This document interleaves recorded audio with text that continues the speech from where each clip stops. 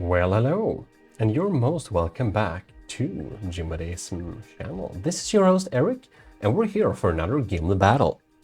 Oh yes, the Gimle battles are soon going to go into the tournament phase. It should have already have happened. That is indeed true. It got late a little bit, but in any case, now we're there.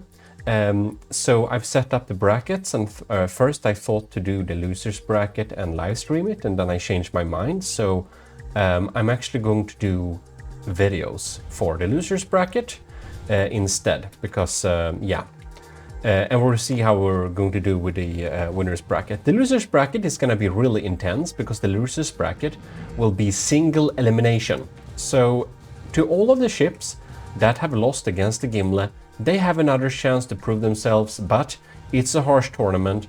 It's single elimination. If they get killed, it's basically over. For the winners bracket, however, we will have double elimination as we usually do. But this time we actually have a unofficial-ish Gimle battle. So it happens so that we got this beautiful ship, Valantis MKIV by Parzival. So it has been built and tweaked for a good time, and the thing is, I kinda need another ship to even out the brackets. So since we have already passed the deadline, it doesn't really matter how this ship performs. It will end up in the losers bracket.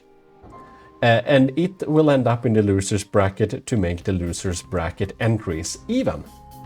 So we don't get the weird uneven structure. So this ship, even though it is an unofficial battle, it is built by the Gimle rules, and that's why it is then allowed to be stuffed into the losers bracket to even it out. So it can be really interesting to see. I don't know if it will win over the Gimle or not. Keep in mind that the Gimle battles have taken place over a long time, and it's also a little bit luck-based. So just because Gimle won over a ship, it doesn't mean it will win over the ship each time. We can just say that for a best of 3 at that time, Gimle was superior. Luck can play a bit into the results of who's the winner. That is true. And of course, the same is true with updates to the game. When we started building the Gimle, the fire mechanic wasn't even in the game. And obviously, now with the fire mechanic, you've seen some of those fire flamer ships eating up the Gimle pretty effectively. So that's true for all of the winners and the losers, that they may be worse or better than before due to some updates to the game. In any case, now we're going to check out what's inside this ship. We have a parade version and we have a battle version. We can see we have a pretty floaty design. We use a lot of metal and wood. This is very similar to something I would construct myself in terms of how the armor scheme is working out here. Yeah, except of course I wouldn't use decking. It's better with just one layer of wood and one layer of metal instead. But decking is used a lot here. We got some civs cannons. Yeah, very interesting little setup. We got some serious APS cannons here. It looks like we're having... Is it a railgun or a rail assist gun? So let's see here. It is AP frag, rail assisted shells. All right. And we have anti-cram cannons as well. We got the smaller little gun here. And we are loaded with armor piercing. Oh, really? Munition defense? So this is a burst cannon, then, I assume. If it's just not this shell in particular, but it looks like it is a burst civs cannon. We got a lot of electricity backup generation. Spread out engines like that will surely make it very resilient. We got surge protectors down there. We got a properly insulated AI core here. And inside of here, I wonder, where is that local weapon controller? So here we can see we got the local weapon controller. It is properly EMP protected, so that is very smart. Looking like a pretty solid design here. Now we got a lot of APS cannons, of course, it is very APS based. And here we're using a super cav shell. We got a lot of different shells. This is diff-civs, I assume, yeah. We got some sabots as well, probably civs cannons like that. Wow, we got so many big APS cannons, 6 of them to be exact.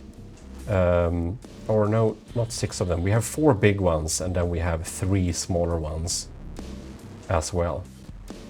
A pretty big firepower setup here. And here we have some heat decoys. Oh, that's probably to drain the laser. So if the laser is gonna aim it towards hot blocks, it might work pretty well if it doesn't have shields on board. We got a little bit of interiors too, so we'll check that out a little bit quickly, but I think we've seen what we got here. And if anyone is curious, here are the stats you can look out. 47% armor, looking pretty solid here. We have a pretty minimalist interior here, so we're checking it out a little bit like this. We get down to this little hall here, we got some food stations and stuff like that. And then we have, ooh, we got some proper access ways so we can access around the ship here a little bit. Getting places. And inside of there we can go down to a downstairs area where we're getting basically into the machine room here. Oh, I like these little walkways. You can get basically anywhere, so that's really nice. That's a really nice little aspect. I like that. Okay, we can get in here. You know, just adding some simple walkways like this you can get around on the ship makes a lot for immersion. Well, looking pretty sturdy. It looks like a pretty strong design. I wouldn't be surprised if we are able to win this, or if this ship is able to win over the Gimle. Well, in any case, let's launch the battle. Oh, and some of you have asked me a little bit about the Gimle rules, so I'm thinking we should go over them again. And this is also we got a request on how to set up tutorials like this. So basically, what you do is you go to the main menu, go to single player, you go to custom battle. Inside of here, you can set up different rules. So here under the rules, you can select different things that you want. You have some default rules here. So usually you have some penalty points where the battle is basically decided. You can have a time limit on how long the battle can go on, and after the time has run out, the battle will auto-pause. You're allowed to unpause it afterwards, so it's not a definitive end of the battle. These general rules are usually nice to use, but you can also set up, as said, your custom rules. So what you will do here is you will just click load, and we have the Gimle open. And inside of here you can see I've set a random location on the map. And what is the reason we do that? Because if you don't have a location that's in the middle of the map, it will spawn at 0, 0. And that land is really ugly because that's the edge of the map, and basically if the ships go one direction, there is basically no sea bottom under, so it looks jank. So that's why you don't want to have it. But you can always like preview the location to make sure. But if you see here, if we go to 0, 0, you can see it is the edge of the map. It looks super jank, so I don't know why people have battles out here, it looks terrible.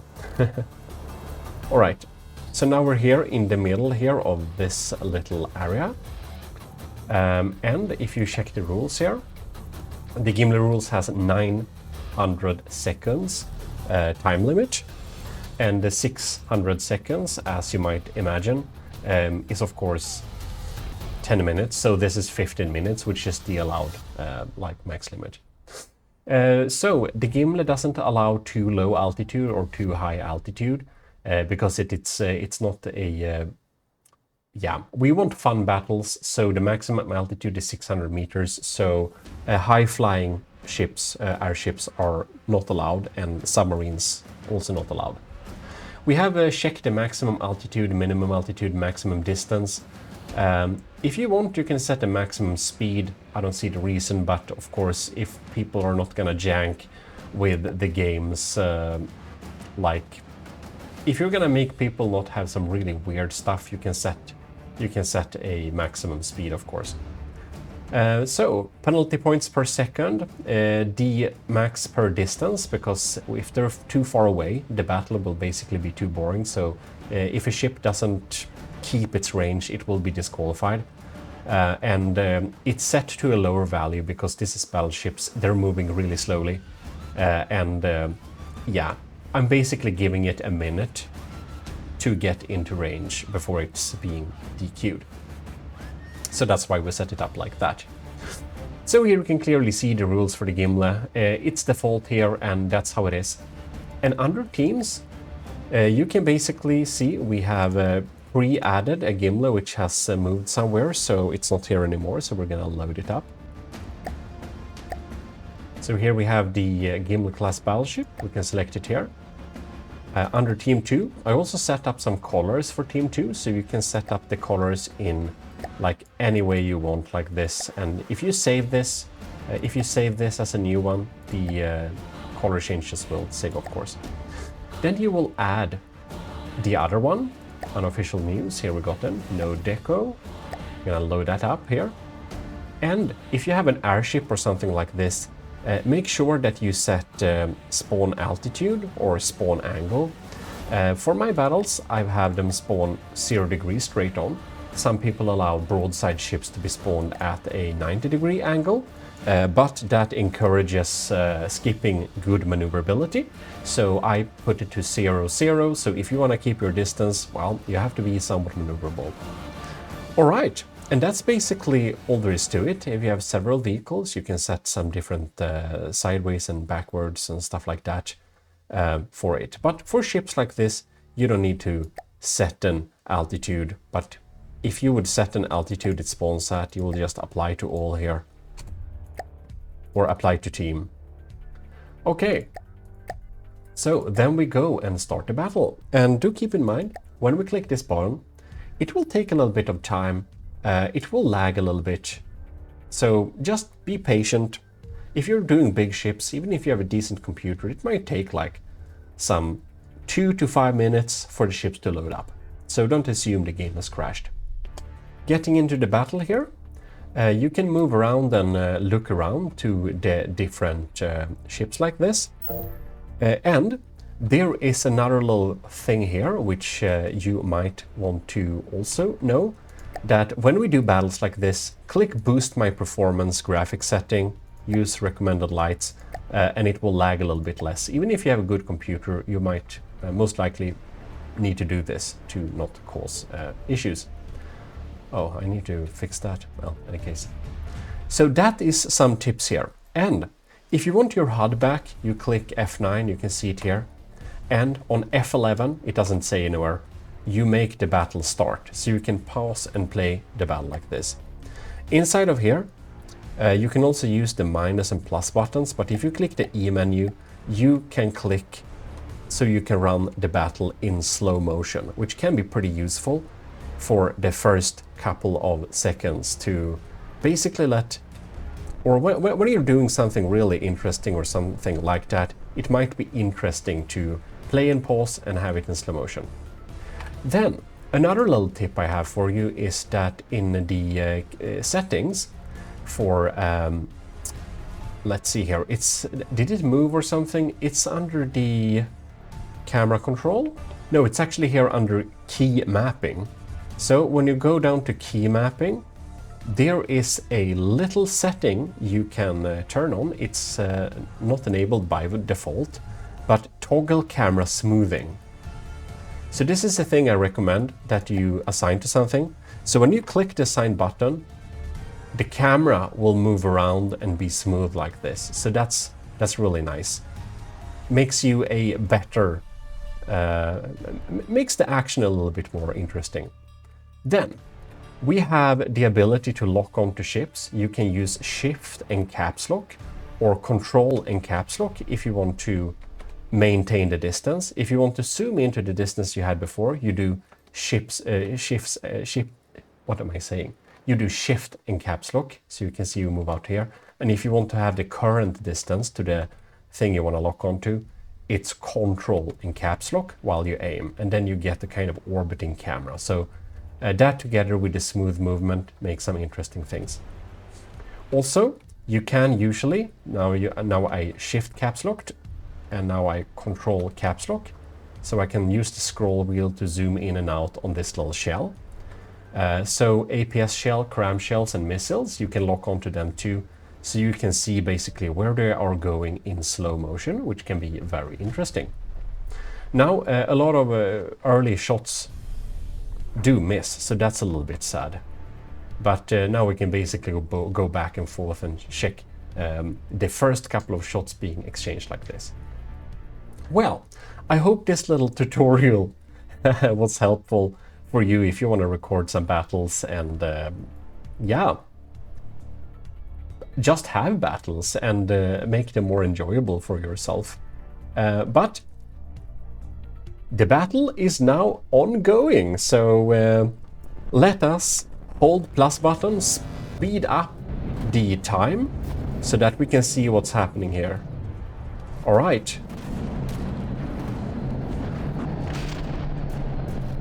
Very interesting. We're gonna lock on those cram cannons. I wanna see where they are going. Are they gonna miss? Ooh, look at that. It got shot out of the air.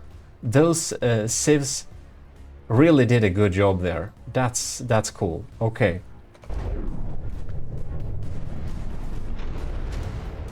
Oh, it's moving to Gimle's weak side.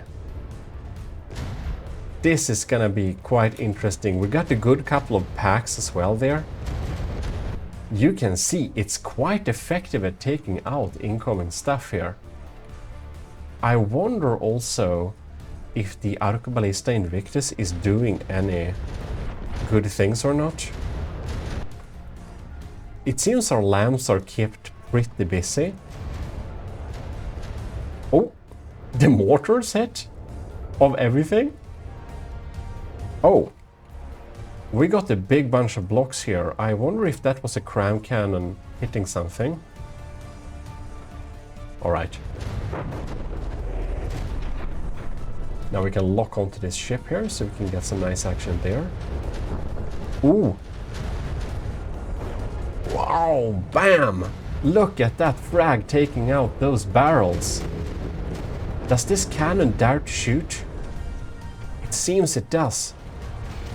It's really moving into Gimle's weak side, but I'm a little bit curious to see where did the Arcoballista Invictus shell go. No, it just disappeared. Ooh, but we got a new one here. So now it can be worth to check the slow motion to see where we're going here. They're so darn fast, it's hard to catch them. Oh. Oh, bam. It goes, oh my. This is very, this ain't good for, oh my.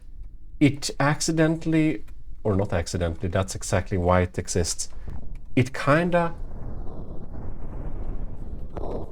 did a AI shot. Did the AI block itself? Is the computer still here somewhere? Oh yeah, the mainframe is alive. But that was a close call. Alright. Well, let's return to full speed.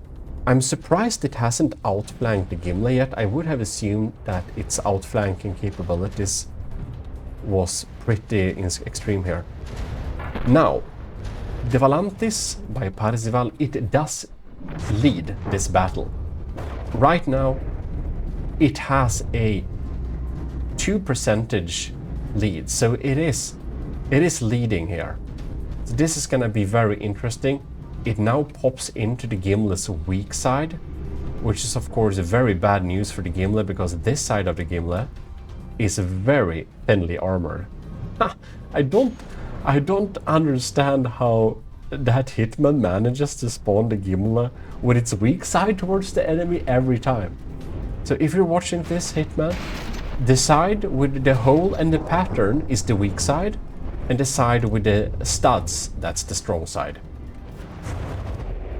Okay, the Gimle has a lot of anti-munition defense system, which is absolutely and completely useless during this particular little battle.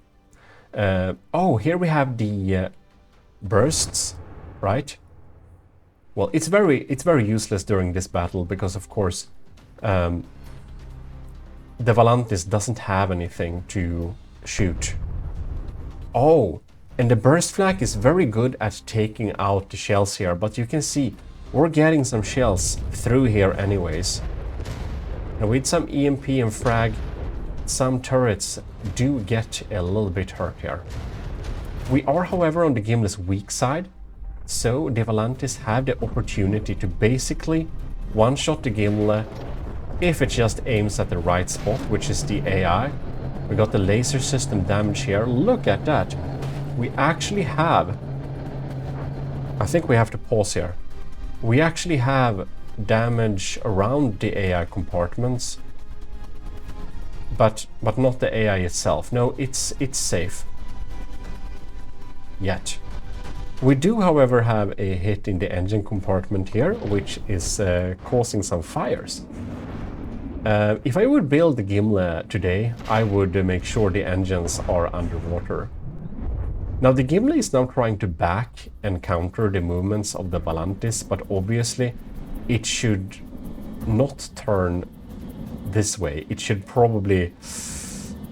Yeah, okay, now it's getting it. Now it's getting it. Oh, bam! We got a big hit in the back here.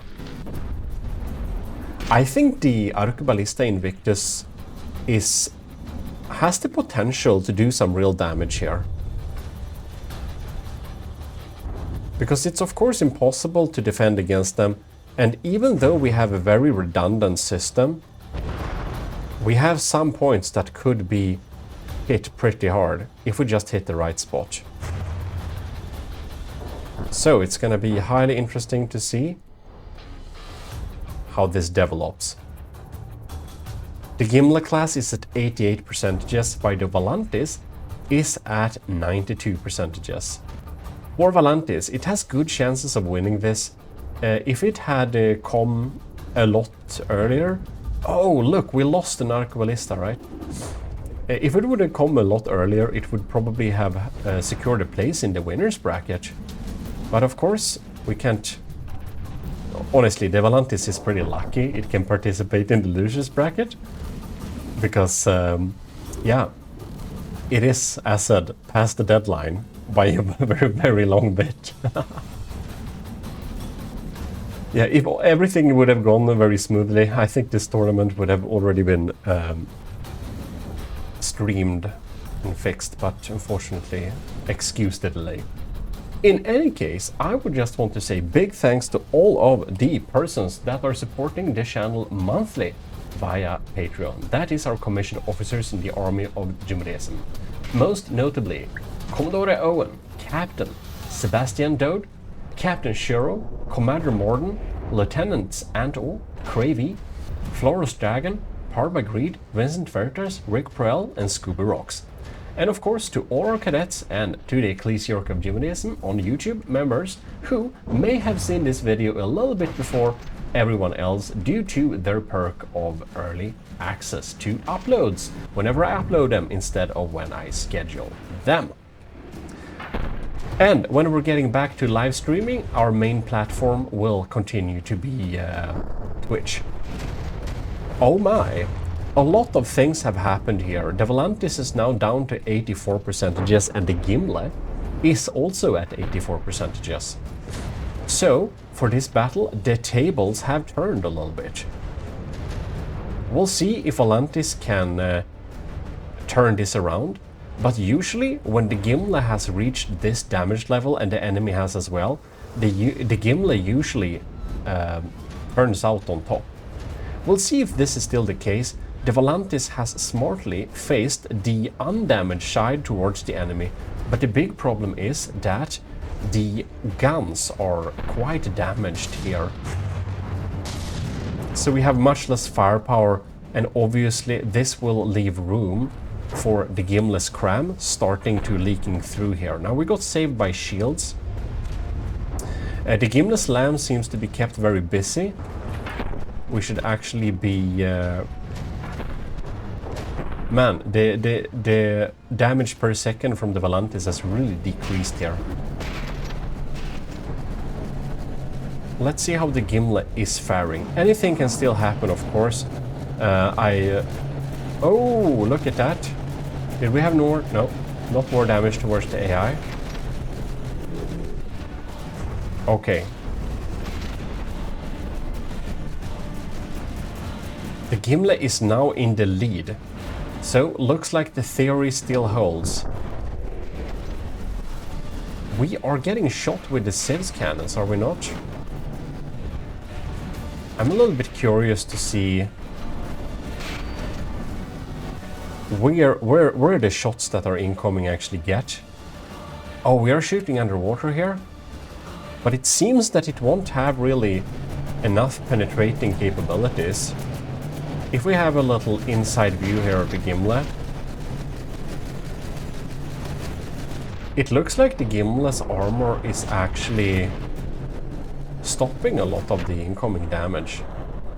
A fun fact about the Gimle is that a lot of people think that Gimle is a glass cannon and that it has very cheap armor. It actually doesn't have very cheap armor.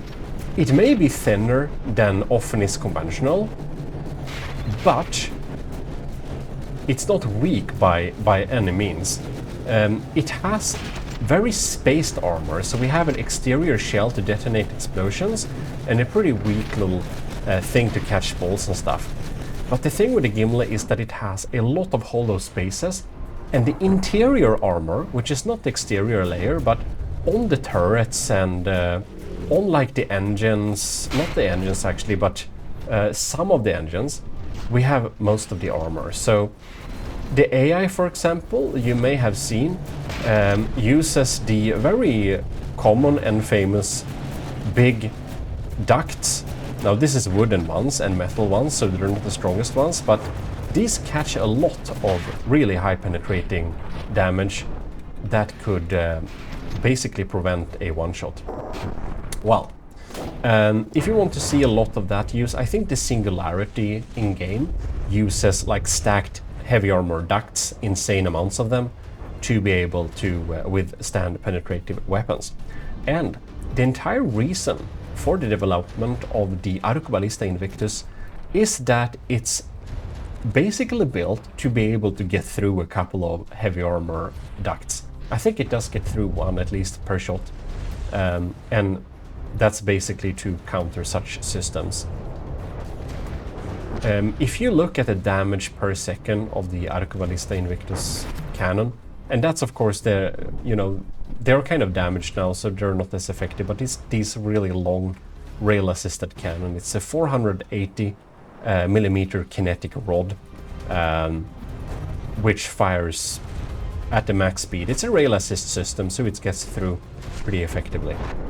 That system, at least, the DPS is really bad. The pros with that system is that we can penetrate really deep, and as you saw, it was able to almost kill the AI by just sheer luck. And due to people placing important things underwater, it has super cavitation bases, and it's set to aim underwater. Yeah, if possible. Well, it looks like the Valantis indeed lost this first battle. I did not expect to see this, but here are the results, it seems. We are getting to despawn territory in just a few percentages, and the likelihood of the battle turning around is extremely low.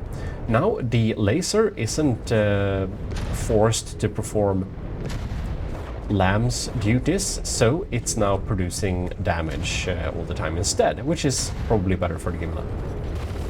But I have thought about not having LAMs for so many times, but the reason that we actually have LAMs on the Gimle that use the same shared resources as the DPS laser is actually that I did a test with the Gimle without laser connected to LAMs, and the one with the connected to LAMs, and the ones that had connected to LAMs did perform much better. So tests like this decide. You've probably seen a lot of the empirical testing videos, and the entire, like, how I found things that work in this game is to take a theory that people assume is true and that I think is true, and then test it and see if it really works, if it still works, and if there is a better way to do it. And if there is, well, I basically base my choices on results rather than theory. You can see this little blue tracer cannon. That's the Vigoletta Marksman 4, I think, or 7. I think it's 4. And it deals really good damage. However, you can see, you may see some tiny fragments flying around when we shoot. It's actually a sabot frag shell, so it's firing sabot heads, but they have frag inside of them, and they have narrow frag. So the frag is really bad, narrow, and weak, and they get reduced to 25% of the damage due to having a sabot head. So you might assume that switching that to armor-piercing head or heavy head would be much more beneficial.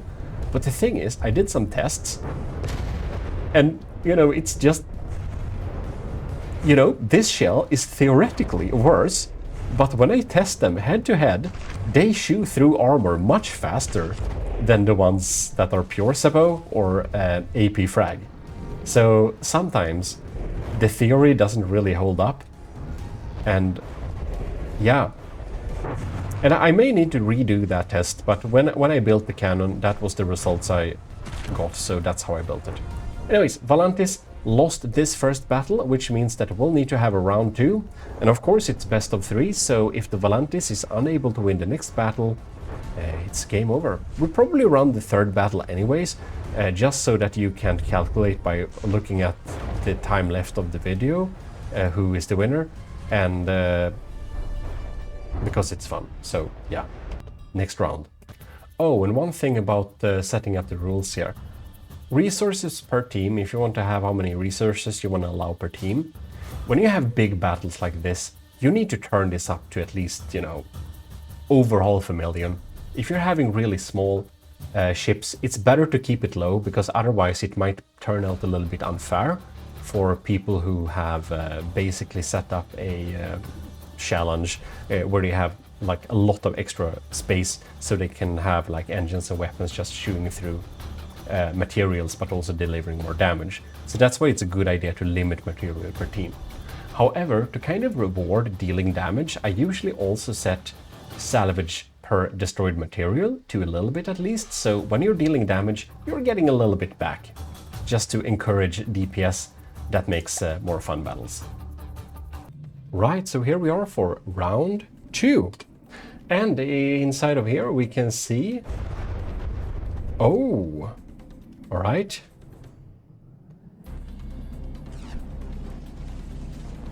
Gimle got to do some initial damage there. And this... Oh, I wanna see this battle. Hold on here. We're gonna slow down time here a little bit. I wanna see how the Valantis is delivering damage the first couple of rounds here. How that looks like. So our LAM systems is trying to desperately take out these crams. No, I mean frags, of course. Our lamps are trying to take out the frags, the APS frags. And they are not doing a good job of doing it. But do keep in mind that even if we only damage it, if we damage it to a significant degree, the damage is lowered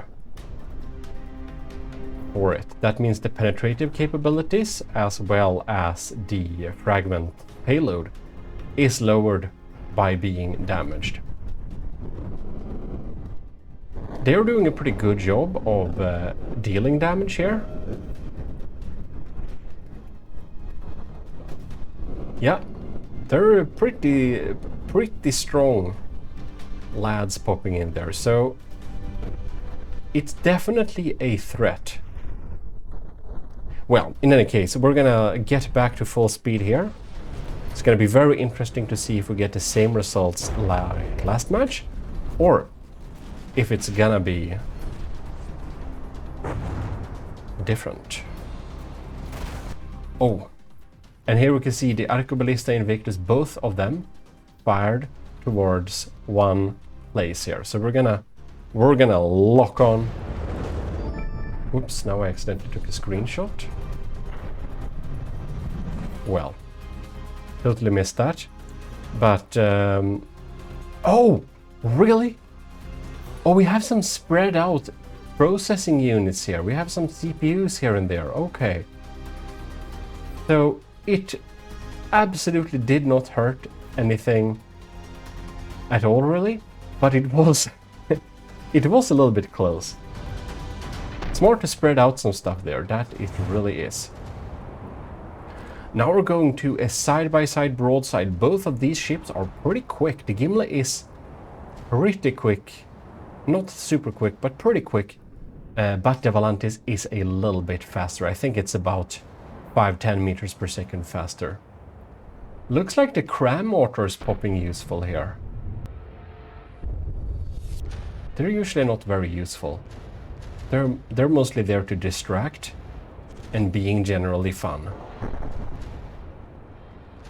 We seem to both have some secondary pack against each other. And the Valantis is really struggling to get those crams off its side. But, alas, can't get all of them away. Oh, bam. Now we're so close that the cram cannons get through anyways. But now we are on the weak side here. What is going to happen? Am I running at full speed? Yeah, I am. Oh, the Gimle lost some serious health there. Whoa. What happened? Not an AI hit. We didn't lose a turret either. I wonder what took that serious drop of health. Ah, it's like those thieves almost get the crams out of the sky. Just not quite. Ooh, it's gonna be real sad for all the people who have exactly tuned their civs to be able to deal with the Gimle's crams. Not a bit more. Not a bit more. Just the Gimle crams, nothing more. Just be able to deal with them a little bit. Because for the Mark II upgrade of the Gimle, yeah, it's gonna get upgraded. Oh, the Gimle is... Are we sinking? Are we sinking? I know exactly what happened. I know exactly what happened here. Oh, if the AI is not damaged, of course. No, the AI ain't dead. None of them. But this little compartment of auxiliary systems is offline. This means that the Gimle has no longer any way of controlling its altitude. This means that the Gimle will be a little bit slower than it previously was. It also means that Gimle has about 100,000 free engine power, since it uses 100,000 engine powers just to keep floating at the aesthetically pleasing level. Yes, it's silly. And what Valantis did, she basically nuked Gimle's altitude control system. So we have an auxiliary little AI compartment with some nice to haves but not necessary functionality. So it's not well armored.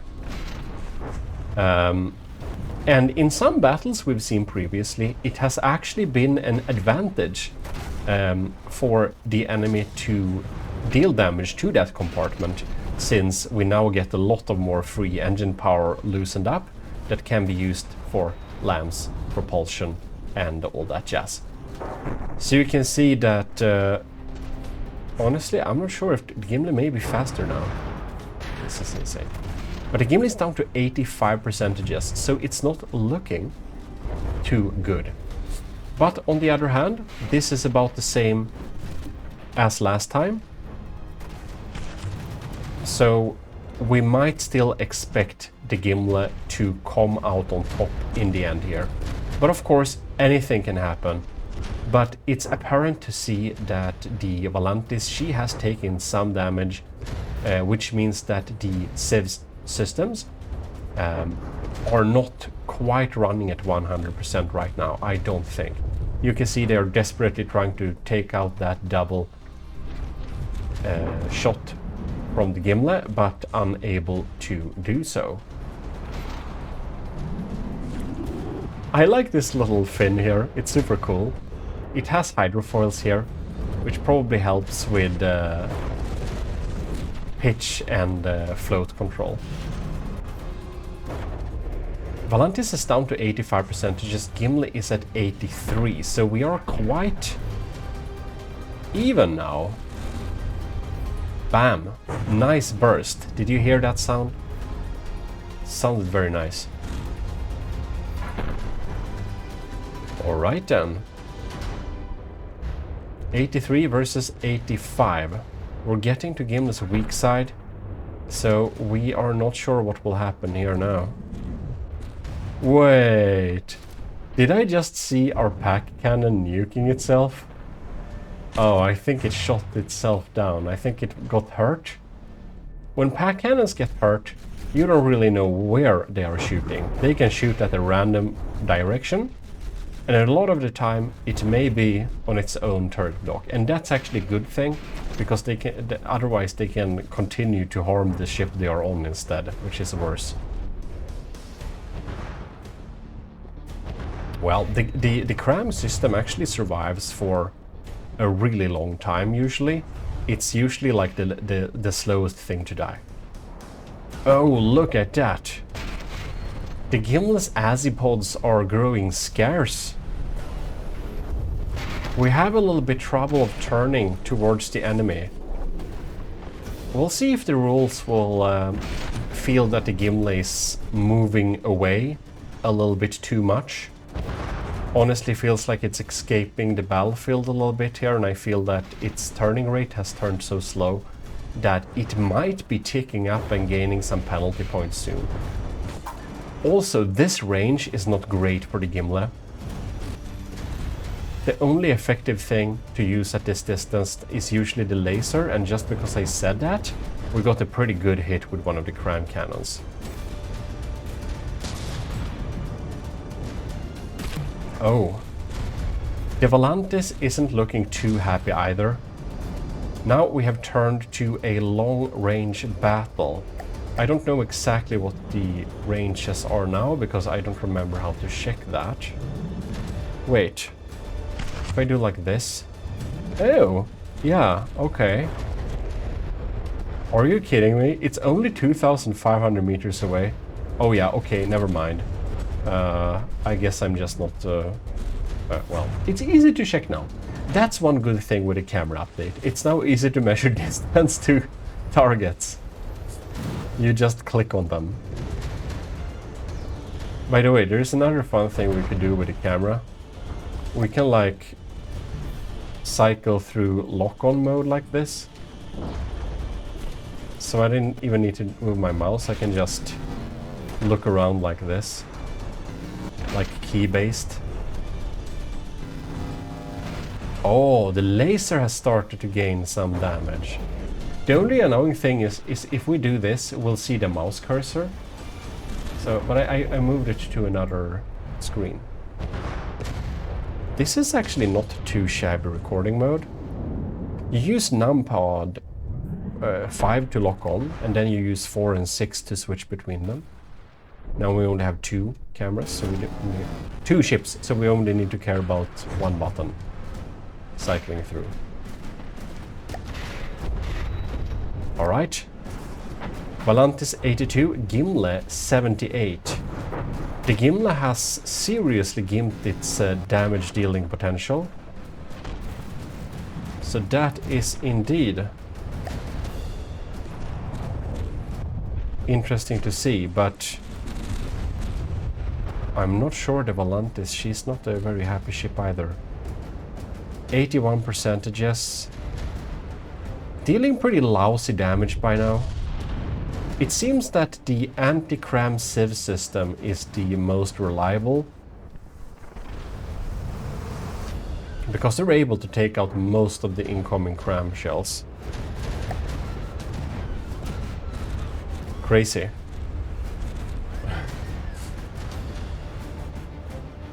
It's just a little bit funny. We can get some really good shots. I haven't touched the mouse in a while, so this is an interesting recording experience for me.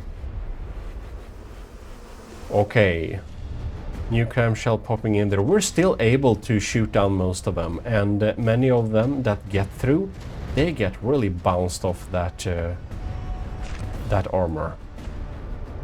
Not armor. That's pretty rare. Shields, I mean.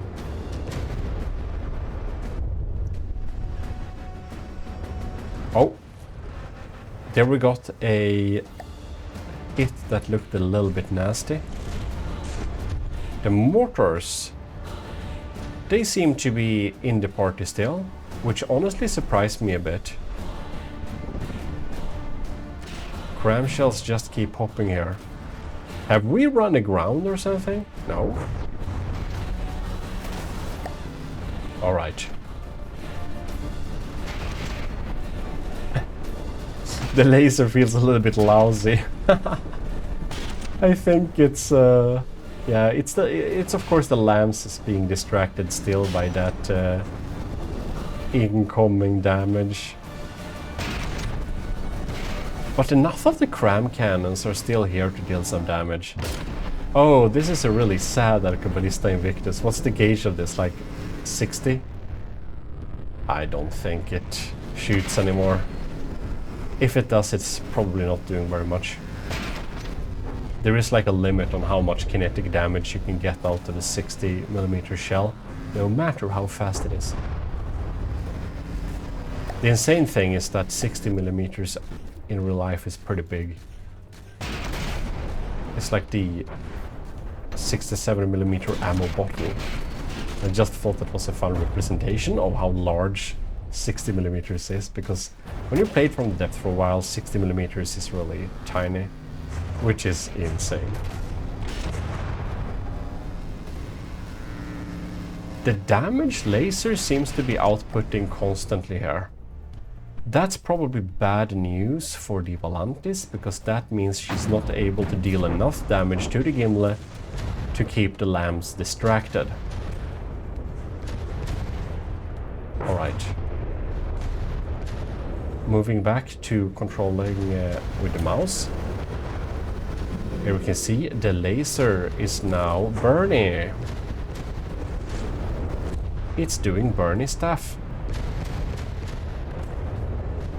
Very bad time for the Valantis. This is the laser is usually what gets many designs.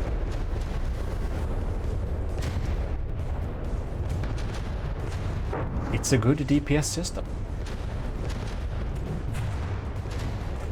Gimle is at 73%, however, so I won't expect it to absolutely win, but the Gimle has proven to be pretty okay at dealing damage while damaged.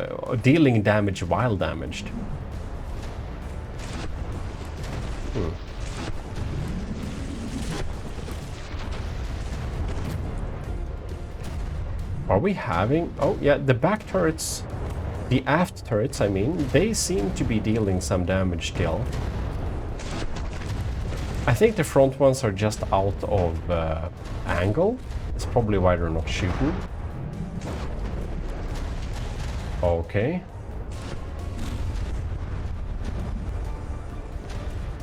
Well. This battle has... it feels... it feels like it doesn't match up to the epic music. Really. It's a bit... sluggish. It's like, what's going on here? It's taking, like, damage is coming, but nothing significant is happening. Well, I let the battle run for some time more, and we now reach the 15-minute mark, which is technically where the battle ends. So now we get to an interesting point here. The Gimle class is at 72.3% and the Valantis is at 73.8%. So it's really close. And of course both ships are pretty damaged, but the Gimle is looking like it's going to win this thing, but it's so darn close. I would want to say tie, basically. I would want to call this a tie. Technically, however, I'm trying to remember if this is how I judged it before, but I think it is. Technically, Valantis, she's the winner of this battle. Weirdly enough. I think that's how I did it, because, you know, you can see she is dealing damage, right?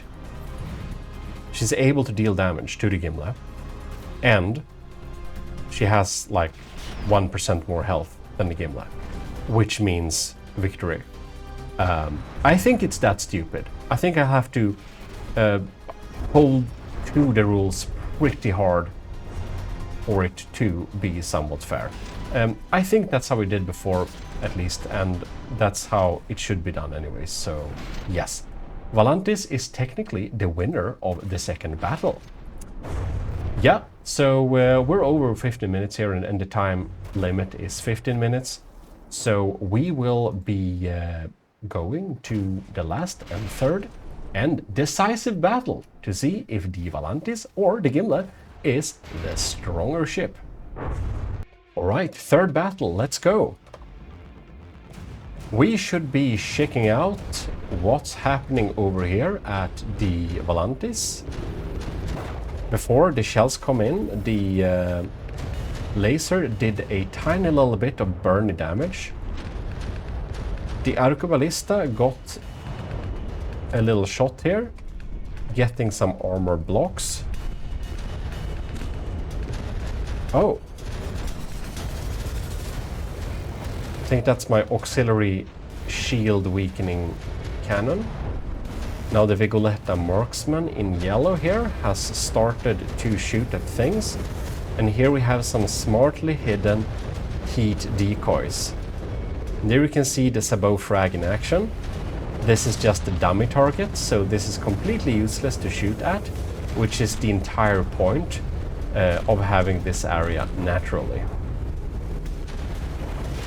The Valantis has taken some serious damage. Oh my, I completely missed that.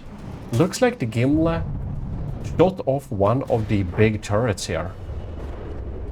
Now it can be hard to catch, but I think that this is probably the work of the Arcoballista Invictus, unless it's a stray frag from one of the cram cannons.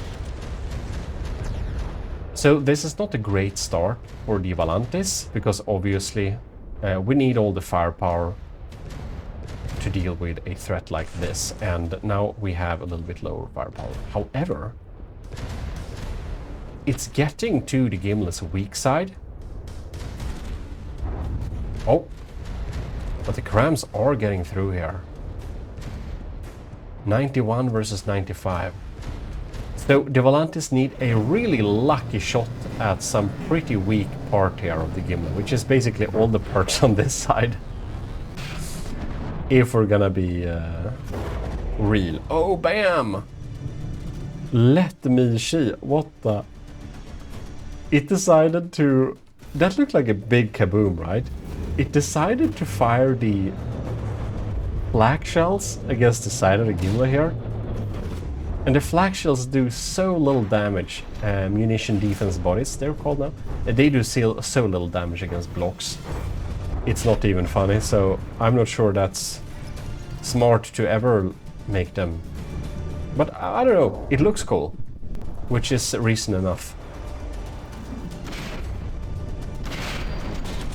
Well, very interesting. The Gimle, of course, also has some decoys, but they are already taken out because they were up here. Unprotected and everything. Alright then.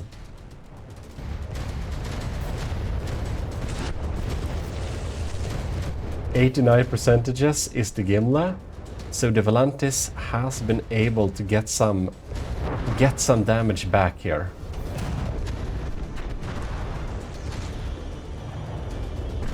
Well. Oh, they're actually trying to bother taking out these mortars.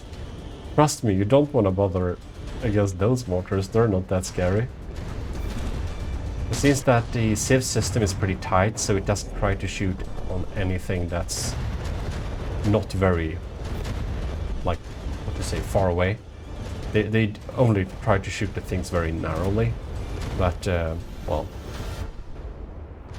there is a variation in that as well. 88% is Gimle. Oh, it's looking like it's floating pretty low. Oh, look at that. Look at that. The damaged compartment on the side here controlling the altitude is damaged again, so that's why we're so low. And we're getting a lot of shells coming in here. The lamps and the laser are really having to share that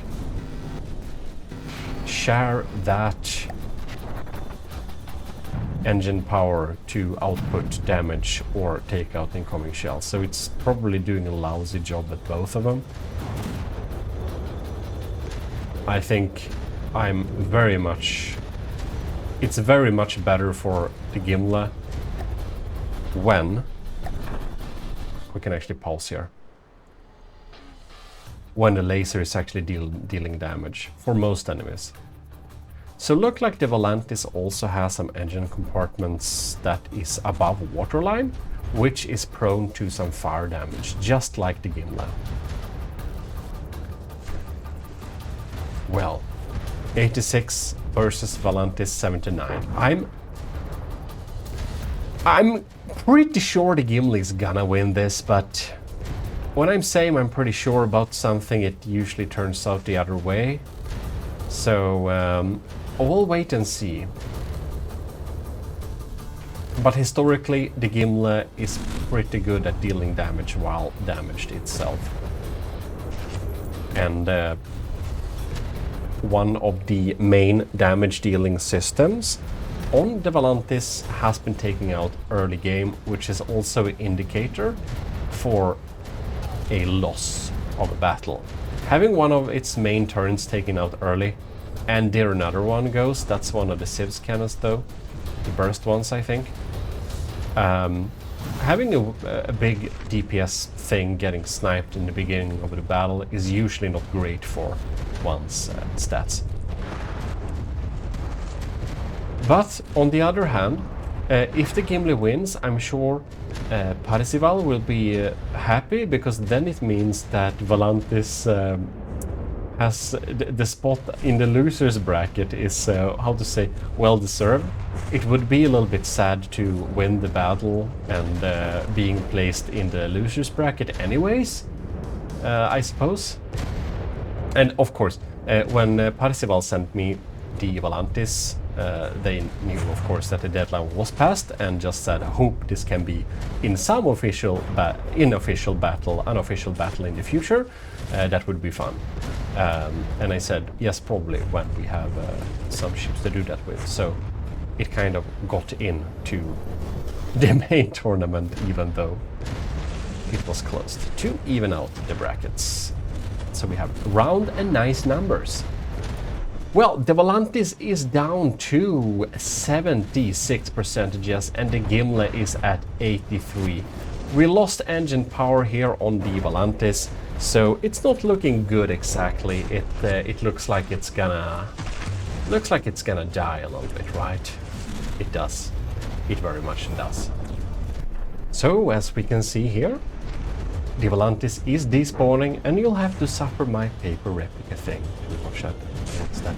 Anyways, I'll be putting a little cutout version where we look at how to set up a Gimle battle, basically, on the Gmodism channel. So subscribe to that in bronze, and if you want some relaxing content, check the Relaxism channel in silver there. Other than that, you will find me on Twitch, of course, and we have a nice little Discord community if you want to join there. And if you want early access to videos or some perks for the commissioned officers in the Army of Gmodism, well, you'll know where to find the Ecclesiarchy and the commissioned officers too. Thanks to Valantis for sending in this little design, who has made a well-deserved spot in the losers bracket despite being post-deadline. So that will be fun. We get some nice even numbers there. In any case, pure luck that is, yes. But in any case, thanks a lot for watching. Also, excuse the uneven schedule the latest time, and also excuse that the 24/7 From the Depth Entertainment stream on the Gmodism channel and the relaxing soundscape streams on the Relaxism channel. The Gmodism channel, the Relaxism channel had some streams, you know, for 24/7 entertainment. Sorry they've been down for a little bit, but I'm working on setting them up again. Don't know how much the interest is, of course, but do check out the channels in any case. Anyways, the Valantis is entering despawn territory in a few seconds, and with that, I will just say huge thanks for watching. This is your host, Eric of Gmodism, and we are signing out. Bye bye.